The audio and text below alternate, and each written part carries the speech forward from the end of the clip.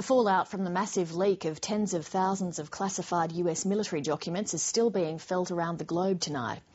Not only has it raised questions about tensions with Pakistan and the progress of the war in Afghanistan, but also the ability of the US to keep secret its own military documents.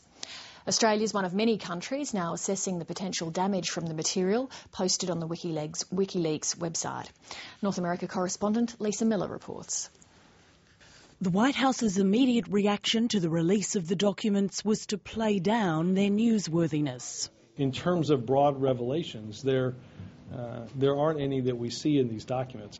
But behind the scenes, the Obama administration is furious that the field intelligence and threat reports were leaked. The Secretary of State, Hillary Clinton, who was in Pakistan just days before the documents were released, dodged a question on it. I'm looking forward to my meeting with the Defence Minister. But the State Department had noticed that it was coming and warned leaders from both Afghanistan and Pakistan. At high levels, we gave an alert to President Karzai, to President Zardari, and to the other ministries on both sides, so they would understand that anticipate a release of these documents. Amongst the thousands of pages, there are reports involving Australians. A December 2008 mortar engagement with insurgents that left an Australian soldier wounded. A July 2006 attack where an Australian and Danish soldier were injured, possibly by friendly fire when their fortified position collapsed. An account of Australians firing on a car at a checkpoint. Children were taken to hospital. And there's a brief US diplomatic cable from April 2007 reporting that Canberra was ready to nearly double its deployment but wouldn't announce it for 5 days, asking that the US not publicly mention the decision. I obviously am concerned to see national security style material leak. I've sought advice from the Minister for Defence, and he has told me our Defence Department has established a task force to examine these documents. So this is The Guardian from this morning. The Australian-born whistleblower who founded Wikileaks, where the documents were released, says it's important for the public to know the truth. We would like to see this material, the revelations that this material gives, be taken seriously, investigated by governments. The US government has guaranteed it will be investigating exactly who leaked the documents.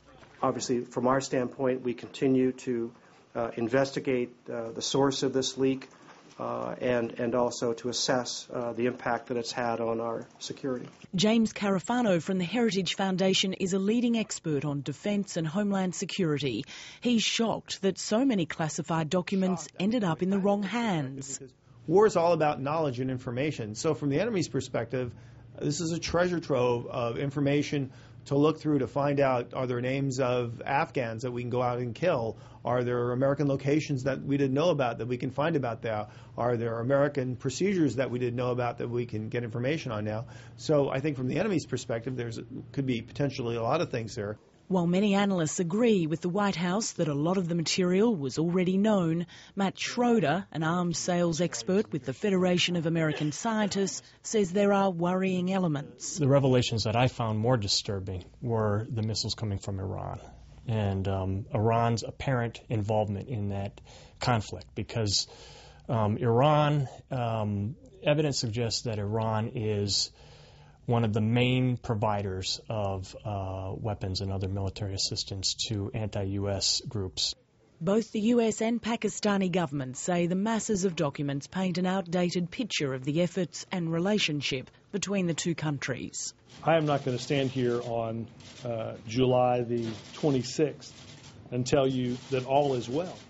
I will tell you that we have made progress in moving this relationship forward, in having the Pakistanis, as I said earlier, address the issue of safe havens, the issue of extremists operating in that country. The leaks, as well as exposing a major breakdown in US security, also risk creating more doubts here in America about the war in Afghanistan.